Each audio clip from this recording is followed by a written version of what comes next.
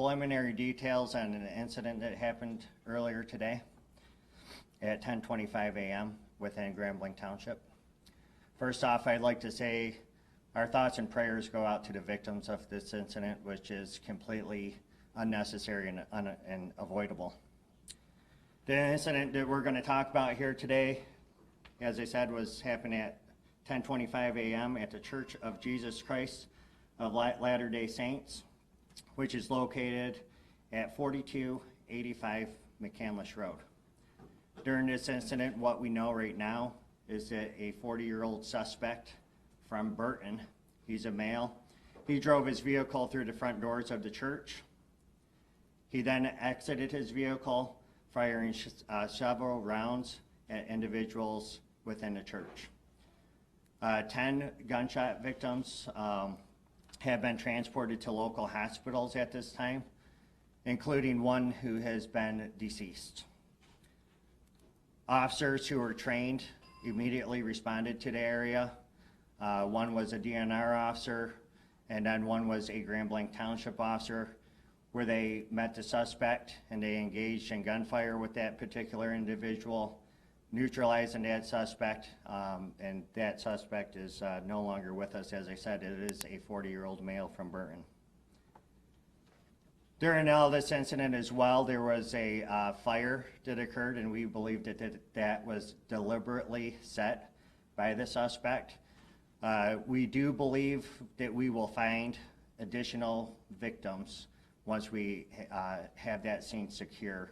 That fire was just extinguished by the Grand Blanc Township Fire Department within the past hour. So where we go from here is we have investigators.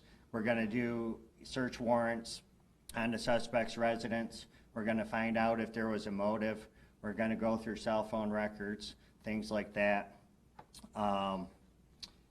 We had the FBI, they're devoting 100 agents to this area, because as you can imagine, there's a lot of witnesses that were within the church, and that is a lot of witness information, statements that we have to obtain. So I'd like to thank all the agencies who responded, the City of Grand Blanc, Genesee County, Oakland County Sheriff's Office, Flint Township Police Department, the DNR, the State Police, and the ATF.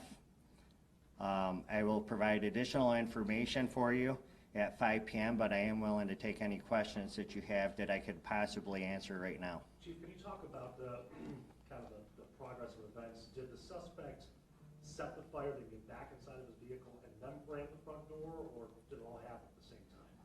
So from what I understand, and again, this is just a preliminary investigation right now, from what I have been briefed on, is that he rammed the vehicle through the front door, exited, then started firing shots. We are still trying to determine exactly when and where that fire ended up coming from and how it got started. So we believe it was deliberately set, though, by the suspect. Were they in an active service when this happened? Yes, the service was active. There was hundreds of people within the church. Are you sure it's only one suspect at this point, or is it possible other people helped setting the fire? What happened? Yes, it is one suspect that we know of at this point. We do not believe that there's a threat to the public. We believe that we have the guy who did this. Sir. Could you comment on the severity of the injuries at this time? We have a couple in critical condition. Like I said, one is deceased. The rest of them are in stable condition. So a couple, maybe 3 or 2, I'm sorry? One deceased. The suspect is deceased as well. And then multiple victims are in critical condition. We do believe that we will find some additional victims once we find the area where the fire was. Any word on the weapon yet? An assault rifle. So, any, as far as ammunition, did he have a lot of ammunition? That I don't know of yet, and I could get you later. Okay. Hi, Bill. Hey. Was the suspect known to authorities, and he had any connection to anyone who was in that church? Right now, we don't have any of that information, but I'm confident that our investigators, along with the FBI, we're going to end up uncovering all that information and provide that at a later time for you. Chief, thought you said there may be additional victims like inside the church, or? Yes, where the fire was. So, and the reason why we can't confirm that just yet is because it was a large fire, and we do believe that there was people up there that were near that fire, and they were unable to get out of the church. So we do believe that we will find additional victims once we're able to search that, once there's no signs of a fire reigniting. So do you believe that the victims that are still there, they succumbed to fire injuries or gunshots, or you're not sure? That I'm not sure, but I could provide all that information hopefully at 5 p.m. The shots were fired. Shots were fired, That's right. yes. And he had no idea how many though at this point. No idea how many at this time. Yeah. Can you Sir. describe the church? Is there like a worship area and then like a gathering space or something like that? I mean, can you? That I have not been in, so I can't tell you the layout. Chief, can you kind of describe the process of how things change for tactical response when there's an active fire? Every training I've seen, it's always been a building that has not been on fire. So how do you then deal with an active shooter when you have that situation happening as well? Well, we are here at Grand Blanc Township, and there's a lot of agencies within the state of Michigan. We are specifically trained to go right to the threat in an active shooter situation. And I'm proud of my guys and the DNR who responded to this scene, who immediately took that suspect out, so there was no additional victims. So that was a great job by our staff. Okay. So I- it was a law enforcement officer that neutralized the suspect? Yes, there was 2 law enforcement officers involved. I will be back here at 5 p.m. to give you additional information and hopefully answer some of the questions that you guys went over here today. So, okay? Supervisor Bennett?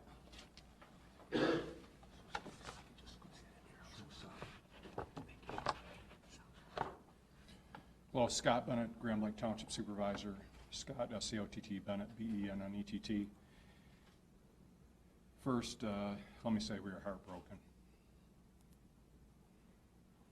This kind of violence doesn't happen in our community, and we are heartbroken that it came to Grand Blanc Township. And we're going to do everything we can to support the families, the victims, and our community getting through this situation. And it's something that no community ever wants to have.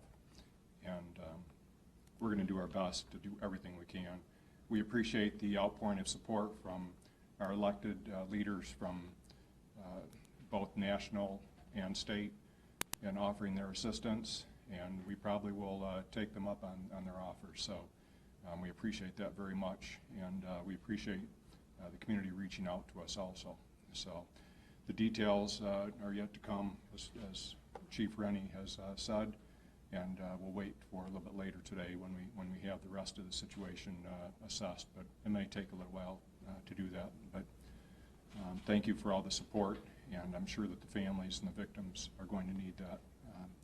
It's a tragedy that nobody wants to encounter. Thank you. Chief, before you step out, can you go over the process with family members, where you want them to go, who they should call to get more information, communication? Yeah, so those family members, they are in a secure area right now. They have been taken over to Trillium, so that's where the FBI will interview them and then release them from there. So. I mean, in terms of anybody who might be at home who is not there, who wants to check in to see if their loved one is okay, is there a number or place that you want them to go? Yes, you could call the Grand Blanc Township Police Department, 810-424-2611. Thank you.